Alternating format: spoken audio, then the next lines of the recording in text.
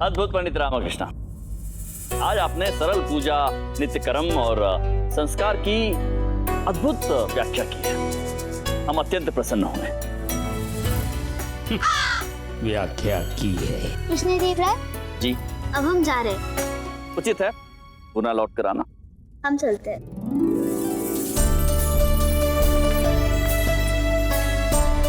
मैं आपके कहे अनुसार नवरात्रि के पूजन और नित्य कर्म का पालन जरूर करूंगी पंडित रामा। आपके बताए संस्कार कभी नहीं भूलूंगी। आपने मेरे समस्या का समाधान दिया, इसलिए धन्यवाद। सचमुच यदि राज्य की प्रजा इसका पालन करे तो विजयनगर से समृद्धि कभी नहीं जाएगी।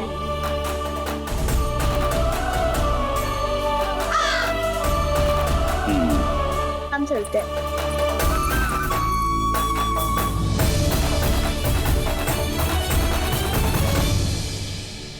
महाराज, वो विजयदशमी के पूजन का व्यय। अब गुरुवर, इसकी कोई आवश्यकता नहीं है। पंडित रामकृष्ण ने जो सरल पूजा की व्याख्या की है, उसके पश्चात हमारा भी हृदय कर रहा है कि हम महल में अपनी रानियों के साथ ऐसी ही सरल पूजा करेंगे इस वर्ष। हमारा तो यह आग्रह है कि समस्त विजयनगर राज्य की प्रजा को भी इस वर्ष सरल पूजा ही करनी चाहिए। इस वर्ष कोई भी भव्य पूजा नहीं होगी। ये पंडित रामा ने पुनः हानि करवा दी। भव्य पूजा नहीं, अर्थात हमारी अतिरिक्त आमदनी नहीं। हम इस पंडित रामकृष्ण को छोड़ेंगे नहीं। क्या बात है गुरुवर, कोई दुविधा है?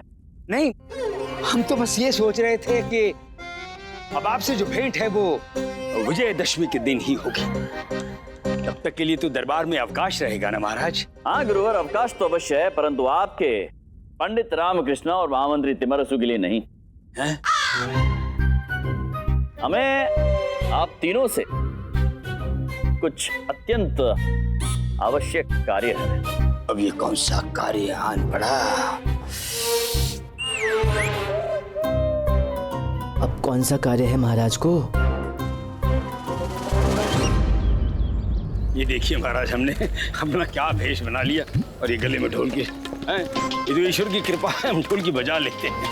जी गुरुवर, यही आवश्यक कार्य था हमें आप सभी से, और ये कार्य करने हेतु भेष बदलना आवश्यक था। हम देखना चाहते हैं कि हमारे राज्य की प्रजा जो है वो अपने नित्य कर्म का पालन उचित प्रकार से कर रही है या नहीं। एक राजा का कर्तव्य भी होता है अपनी प्रजा का निरीक्षण करना, स्वयं जाकर, तभी तो राज्य का उद्धार होगा, उन्नति होगी। तो चलिए देखते हैं हमारे राज्य की प्रजा कितनी धर्मपरायण है। आइए, बजाइए, आप बजाइए।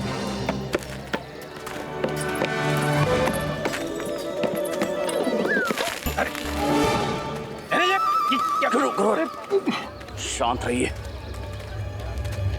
हम यहाँ केवल देखने आए हैं, प्रतिक्रिया देने नहीं। जी महाराज, बजाइए।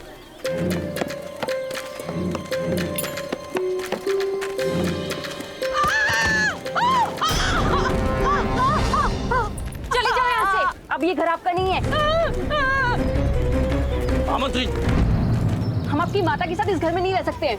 अगर आप अपनी माता को इस घर में लाएंगे ना, तो हम ये घर छोड़कर चले जाएंगे।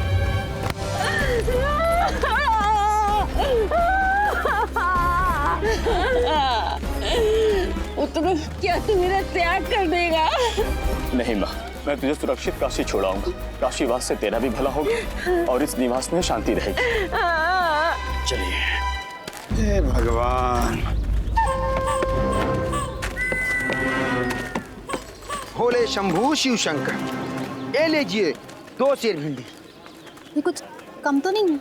अरे अभी आपके समक्ष तो तौली है, पुनः तौल लो। मुझ जैसे भक्त पर अविश्वास। भोले शंभू शिव शंकर। लीजिए। ये देखिए महाराज, इसे कहते हैं बगुला भगत। ईश्वर का नाम ले लेकर लोगों को मूर्ख बना रहा है। महाराज, हम अभी इसे बंदी बनाते हैं। नहीं महामंत्री जी, हम केवल देखने आए हैं। चलिए आगे चलते हैं, आशा करते हैं कि आगे सब कुशल होगा। आइए। हे भगवान,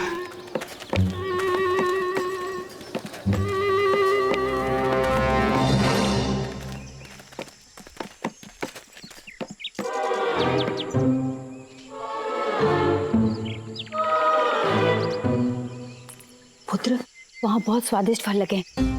जाकर तोड़ कर लेकर आ। परंतु माँ, अगर किसी ने मुझे पकड़ लिया तो ये तो चोरी है ना। तू चिंता मत कर, मैं देख रही हूँ ना। बाग का माली आता हुआ दिखेगा ना, तो मैं तुझे सावधान कर दूंगी। चल जा।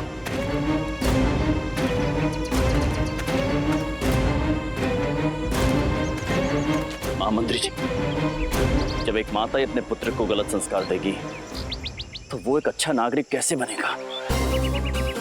आगे देखते हैं महाराज। नहीं देख सकते और हम पंडित रामकृष्ण। लज्जा आ रही है हमें कि ये हमारी प्रजा है और हम इसके राजा। हमें तो ज्ञात ही नहीं था कि हमारी प्रजा इतनी असंस्कारी है महामंत्री जी। ज्ञात नहीं है आगे क्या होगा हमारे राज्य का। महाराज, ये सब आपके कारण हुआ है पंडित रामकृष्ण। क्या है प्रजा ऐसी क्यों बन गई? क्योंकि आपके कहने पर महाराज ने माँ की भव्य पूजा स्थगित कर दी। ये सब उसी पाप का फल है, समझ गए?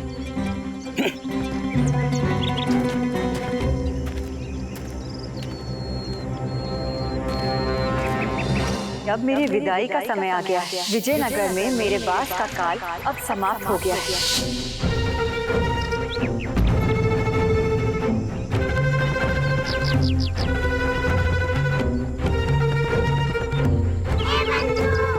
रामा, तेरा स्वप्न सत्य होने जा रहा है क्या? राज्य की प्रजा जो कर्म कर रही है उसके पश्चात तो ये तय है कि माँ का वास यहाँ नहीं रह पाएगा। तू सत्य कह रहा है बंधु? रामा, यदि माँ यहाँ से चली गई तो नगर में दरिद्रता आ जाएगी। खुशहाल नगर दुखी निर्धन नगर में परिवर्तित हो जाएगा। कुछ कर रामा, माँ को जाने से रोक ले। कुछ करो रामा, ये लक्षण उचित नहीं है। लोग संस्कार भूल रहे हैं, अर्थात तुम्हारा स्वप्न सत्य होने वाला है। हाँ बंधु, मुझे ही ये सब उचित नहीं लग रहा। माँ ये सब कैसे सहन करेंगी? सोच रामा, माँ राज्य से प्रस्थान कर गई तो क्या अनर्थ होगा। स्वर्ग जैसा हमारा ये विजयनगर नरक की भांति हो जाएगा रामा। शांत हो जा बंधु। मैं पहले से ही बहुत व्याकुल हूँ, मुझे और व्यथित मत कर।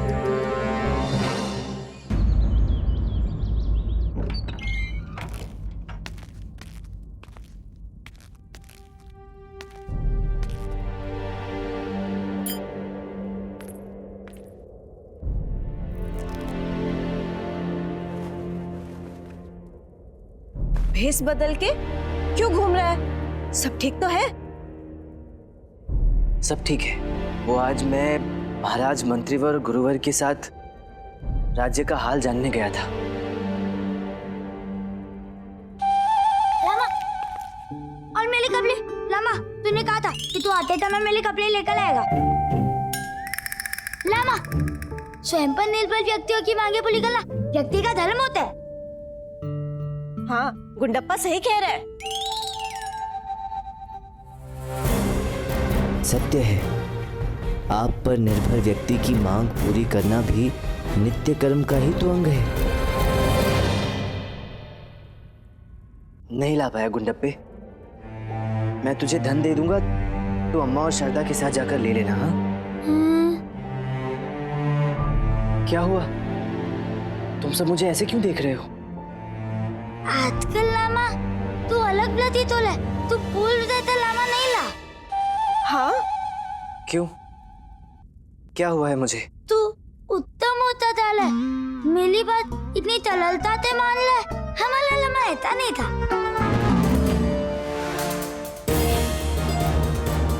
हमारा विजयनगर भी तो ऐसा नहीं था। क्या बोला? क्या हुआ विजयनगर को? कुछ नहीं, छोड़। तू संध्या समय जाकर वस्त्र ले लेना। हाँ?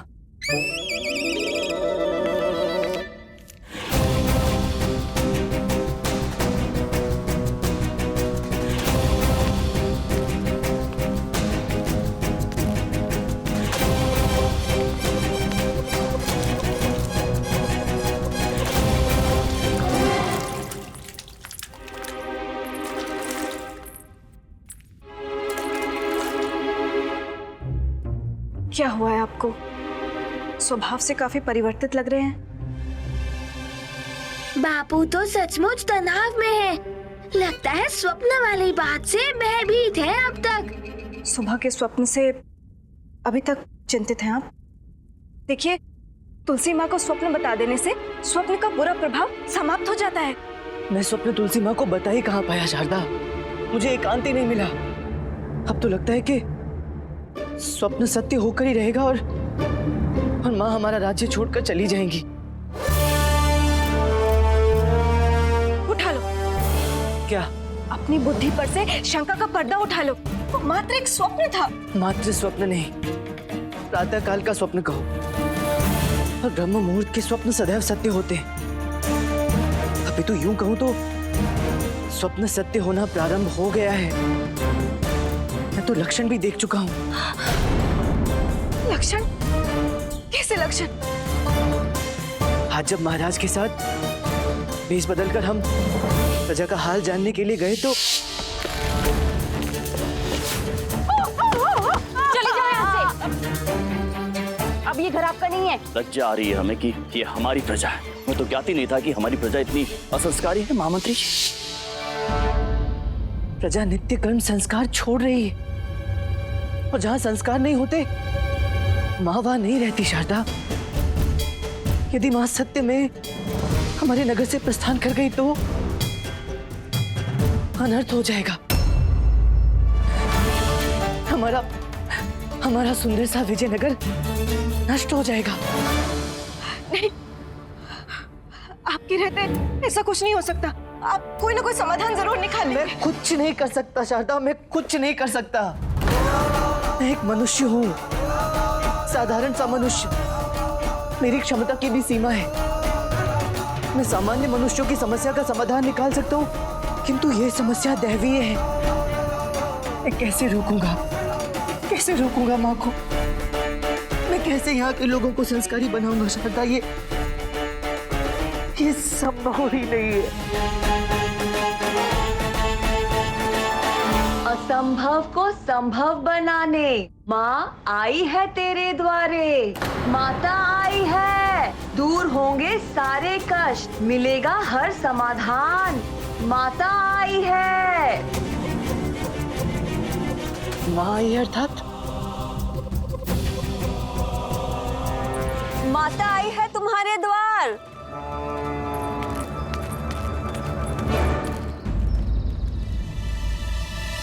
प्रत्येक चिंता से मुक्ति पालोगे। गौ माता की सेवा करो, सेवा।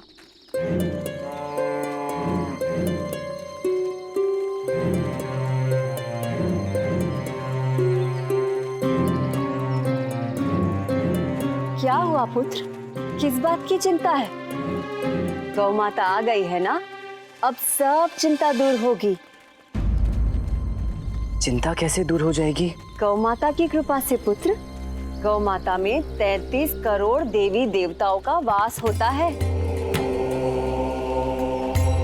गौ माता की सेवा करना अर्थात उन सभी 33 करोड़ देवी देवताओं की कृपा पाना।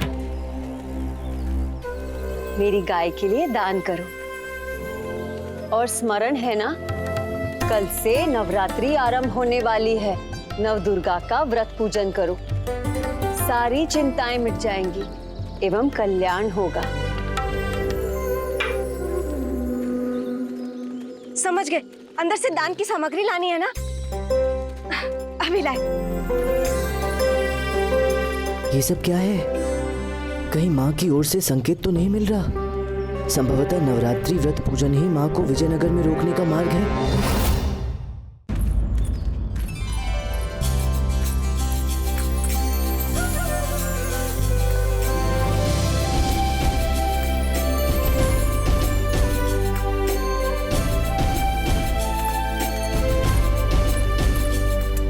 कल्याण हो।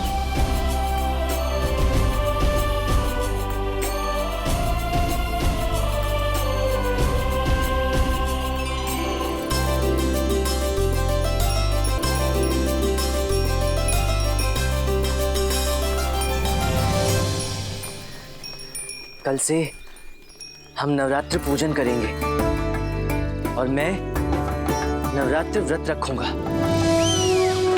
तुझे क्या हो गया है? जो रामा प्रतिदिन 9 मण अनाज खाता है, वो आज 9 दिन व्रत रखने की बात कर रहा है। मुझे तो विश्वास ही नहीं होता। विजयनगर के लिए 9 दिन तो क्या, जीवन भर का व्रत रख सकता हूँ मैं।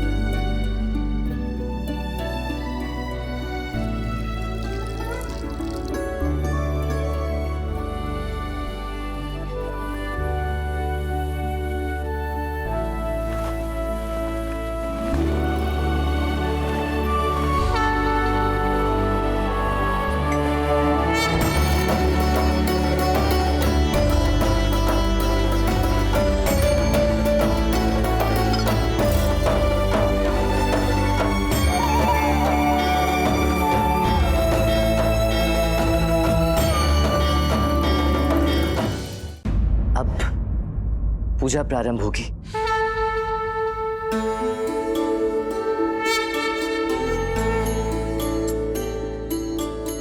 वंदे वांछित लाभाय चंद्रधाकृत शेखरा, वंदे वांछित लाभाय चंद्रधाकृत शेखरा, विशारोत्थाय शूलधरा, शैलपुत्री यशस्विनी, शैलपुत्री यशस्विनी।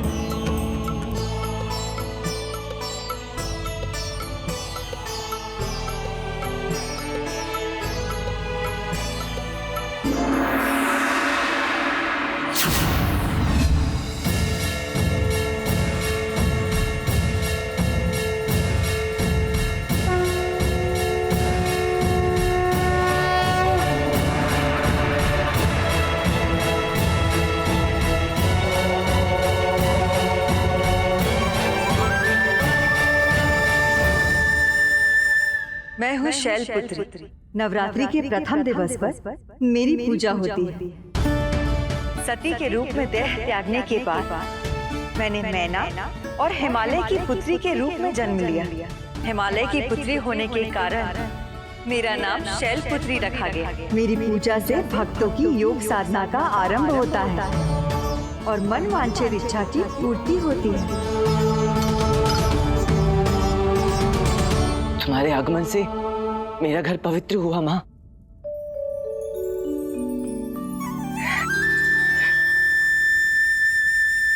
भोग लगाओ माँ।